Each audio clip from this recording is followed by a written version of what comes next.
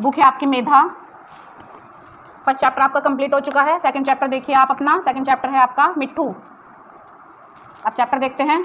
बहुत दिन पहले की बात है, लखनऊ शहर में एक सर्कस कंपनी आई थी। सर्कस दिखाने वाले जो आते हैं वो, उसके पास कौन कौन से जानवर थे? शेर, भालू, चीता और कई तरह के जानवर भी थे।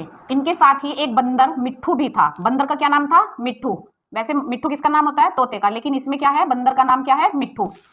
बच्चों के झुंड रोज इन जानवरों को देखने आया करते थे। यानी कि सारे बच्चे अपना समूह बनाते थे, अपना ग्रुप बनाते थे और वो उस जानवरों को देखने के लिए आते थे। मिट्ठू ही सबसे प्यारा था, लगता था। मिट्ठू कौन हुआ? बंदर। बंदर क्या था? उन बच्चों को बहुत प्यारा लगता था। उन्हीं बच्चों में एक बच्चा था गोपाल। क्या नाम था उसका?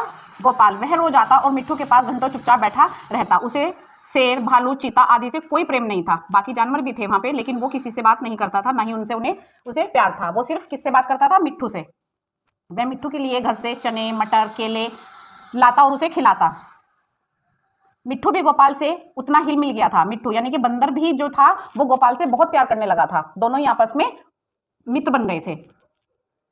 उसे खिलाए, कुछ न खाता, इस प्रकार दोनों में अच्छी दोस्ती हो गई थी। एक दिन गोपाल ने सुना कि सर्कस कंपनी वहां से दूसरे शहर जा रही है, क्योंकि उनका तो काम होता है, आज सर्कस यहाँ दिखाया है, कल वहां दिखाएंगे, तो अब उनके जाने का समय आ गया था। यह सुनकर उसे बहुत दुख हुआ। उसे किसे? गोपाल को बहुत दुख हुआ। वह अपनी माँ के पास आया और उसने माँ ने उसकी उदासी के बारे में पूछा तो वह रोता हुआ बोला, अम्मा मुझे पैसे दो, अम्मा मुझे पैसे दो, मैं जाकर मिट्ठू खरीद लाऊं। वह न जाने कहाँ चला जाएगा, फिर मैं उसे कैसे देखूंगा? वह भी मुझे न देखेगा तो रोएगा, क्योंकि उसे पता था कि वो भी मेरे बिना उदास हो जाएगा और मैं भी उसके बिना उदास हो जाऊंगा। इसलिए वो कह रहा था कि मुझे पैसे दे दो, मैं उस मिट्ठू को वहां से खरीद लाता हूँ। माँ ने समझाया, बेटा बंदर किसी को प्यार नहीं करता, वह तो बड़ा शैतान होता है। वास्तव में ही बंदर बहुत शैतान होता है, लेकिन वो दोनों आपस में दोस्त थे। यहाँ आकर सबको काटेगा, बेकार में लोगों की बातें सुननी पड़ेंगी। लेकिन गोपाल पर माँ के समझाने का कोई भी असर नहीं हुआ। प्रभाव मतलब असर कोई नहीं हुआ। वह फुट फुट कर रोने लगा। हार कर माँ ने पैसे निकालकर उसे दे दिए, क्योंकि उसने अपने बच्चे की उदासी नहीं देखी गई और उसने गोपाल को पैसे निकालकर दे दिए। पैसे पाकर गोपाल खुशी के मारे फूल उठा। उसकी खुशी का कोई ठिकाना नहीं रहा, क्योंकि उसे पता लग गया कि अब मैं मिट्ठू को खरीद लाऊंगा। मैं मिट्ठू को खरीदने चला, लेकिन मिट्ठू वहां दिखाई नहीं दिया। गोपाल का दिल भर आया।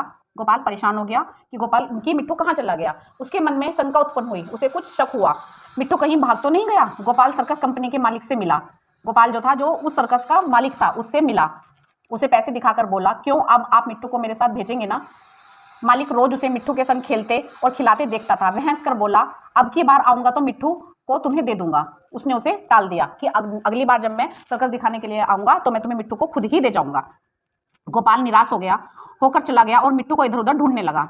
वह उसे ढूंढने में इतना खोया हुआ था कि उसे किसी बात की खबर ही नहीं थी। उसे बिल्कुल पता न लगा कि वह चीते के पिंजरे के समीप जा रहा है, यानी कि नजदीक जा रहा है। किसके? चीते के पिंजरे के। पिंजरे के अंदर चीता चुपचाप लेटा था। गोपाल को पिंजरे के पास देखकर उसने पंजा बाहर निकाल लिया, क्योंकि उसे तो भोजन मिल गया। तो शेर क्या करता?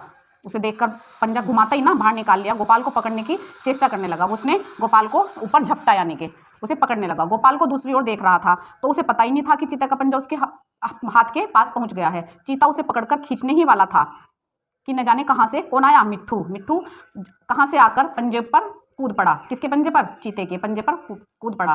पंजे को दांतों से काटने लगा। इससे गोपाल को चीते की पकड़ से छूट गया। गोपाल क्या हुआ? छूट गया। लेकिन चीते ने दूसरा पंजा निकाला और मिट्ठू को ऐसा घायल किया कि वह वहीं गिर पड़ा और जोर जोर से चीखने लगा। मिट्ठू क्या हुआ? घायल हो गया वहां पे। मिट्ठू की यह हालत देखकर गोपाल भी रोने लगा। दोनों का रोना सुनकर सर्कस कंपनी के कर्मचारी भागे आए। उन्होंने देखा कि मिट्ठू बेहोश पड़ा है। वह गोपाल रो रहा था। मिट्ठू का घाव तुरंत धोया गया और उस पर दवा लगाई गई। थोड़ी देर में मिट्ठू की बेहोशी दूर हो गई। वह गोपाल की और प्यार भरी नजरों से देख रहा था। कौन? बंदर। मिट्ठू जैसे कह रहा हो कि अब क्यों रोते हो, मैं अच्छा हो गया हूं। क्योंकि जानवर की नजरों में भी प्यार होता है। कई दिनों तक मिट्ठू की मरहम पट्टी होती रही। वह बिल्कुल चंगा हो गया, वह सही हो गया। गोपाल अब रोज आता और उसे रोटियां खिलाता। आखिर सर्कस कंपनी का शहर से चले जाने का दिन आ गया। गोपाल बहुत दुखी था। वह मिट्ठू के पिंजरे के पास बैठा आंसू भरे नेत्रों से देख रहा था। तभी सर्कस कंपनी के मालिक ने आकर उससे पूछा, अगर तुम्हें मिट्ठू मिल जाए तो तुम क्या करोगे? गोपाल ने कहा, मैं उसे अपने साथ ले जाऊंगा, उसके साथ खेलूंगा, उसे अपनी थाली में खिलाऊंगा, और क्या। मालिक ने कहा, अच्छी बात है, मैं बिना पैसे लिए ही मिट्ठू को तुम्हारे साथ भेज देता हूँ। किसने कहा? सर्कस कंपनी के मालिक ने गोपाल से कहा। गोपाल को जैसे कोई खजाना मिल गया हो। उसने मिट्ठू को गोद में उठा लिया, पर मिट्ठू नीचे कूद पड़ा और उसके पीछे पीछे चलने लगा। दोनों खेलते कूदते घर पहुंच गए। ये कहानी किसने लिखी है? मुंशी प्रेमचंद ने।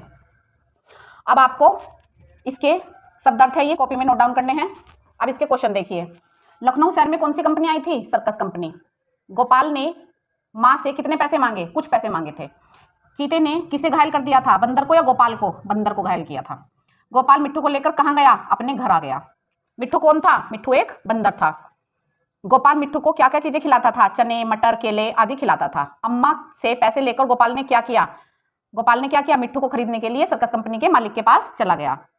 मिट्टू ने गोपाल को चीते की पकड़ से कैसे बचाया? मिट्टू चीते के पंजे पर कूदकर दांतों से चीते को काटने लगा। इस प्रकार से उसने उसे बचाया। गोपाल को कब लगा कि उसे कोई खजाना मिल गया हो? जब सर्कस कंपनी के मालिक ने मिट्टू गोपाल को दे दिया। ये आपको कहानी है, इसके घटनाक्रम में लिखना है। मिट्टू बेहोश हो गया, ये इसमें नंबर डाल दिया है मैंने। गोपाल ने पहले क्या करा? गोपाल ने अपनी माँ से पैसे मांगे, फिर गोपाल मिट्टू को खरीदने के लिए चला गया। तीसरा नंबर है, गोपाल चीते के पिंजरे के पास पहुंचा था।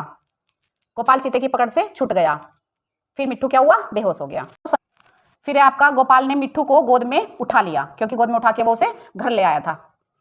फिर है आपका, ये आपको संज्ञा के भेद बताने हैं जो इसमें रेखांकित किए गए हैं। दोस्ती क्या है? भाववाचक संज्ञा है। चीता क्या है? जातिवाचक संज्ञा है। उसी तरह से ये आपका देख लीजिए आप। ये आपका क्या है? मिलते जुलते लिखने हैं इसमें, पर्यायवाची जैसे लिखते हैं। घर का क्या है? आल्य, भवन, ग्रह। माँ का क्या है? जननी, अम्मा, माता। कपड़ा, वस्त्र, वसन, पट। नेत्र, नयन, आंख, लोचन। इन्हें हमें बहुवचन शब्द में लिखना है। रोटी, रोटियां। पैसा, पैसे। थाली, थालियां। इसी तरह से ये है। ये आपकी ई प्रत्यय लगाकर इसे जोड़ना है शब्द को। खुश, ई खुशी। उदास, ई उदासी। इसके हमें वाक्य बनाने हैं। पंजा, चीते ने अपने पंजे से मिट्टू को घायल कर दिया। मालिक ने मिट्टू गोपाल को दे दिया। शहर, सर्कस कंपनी अब शहर से जा रही थी। पिंजरा, तोता पिंजरे के भीतर बैठा है। बेहोशी, गोपाल ने देखा मिट्टू बेहोश पड़ा है। ये है आपके एमसीक्यूज। शब्दों के इस जोड़ों को विलोम शब्द आए हैं। पीछे पीछे मरहम पट्टी, आते जाते। तो विलोम शब्द क्या हुआ हमारा? आते जाते। इस वाक्य में रेखांकित शब्द भाववाचक संज्ञा है। कौन सा है? प्यार। बंदर भाववाचक नहीं हो सकता, बेटा भाववाचक नहीं हो सकता। तो बेटा बंदर किसी को प्यार नहीं करता। ये प्यार हमारा क्या हुआ? भाववाचक संज्ञा। इस वाक्य के रेखांकित शब्द पुष्प का समानार्थी शब्द है गोपाल फूल तोड़कर ले गया। पुष्प का समानार्थी क्या हुआ? फूल। ये हो गया आपका। अब आपका सेकंड चैप्टर कंप्लीट हो गया है। Thank you.